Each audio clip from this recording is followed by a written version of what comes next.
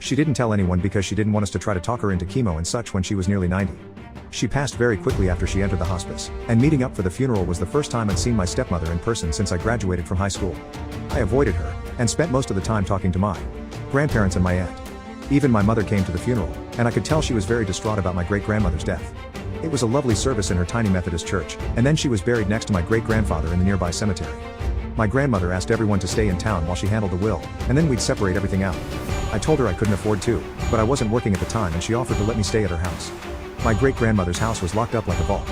My grandmother, probably in a blessed moment of foresight, hired security to watch over the house and its possessions 24 hours a day, and wouldn't you know, every day they had to report a redhead in her mid-30s tried to go into the house and they had to turn her away.